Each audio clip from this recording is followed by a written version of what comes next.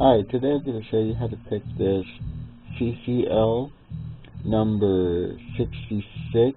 This is a commercial padlock, as they say. It uses the wafer, as you might be able to see.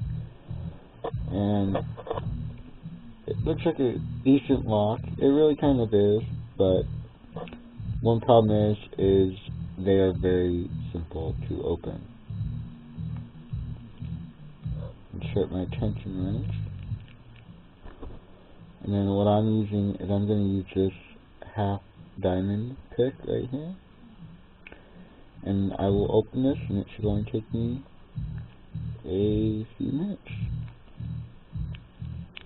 or in most cases a few seconds.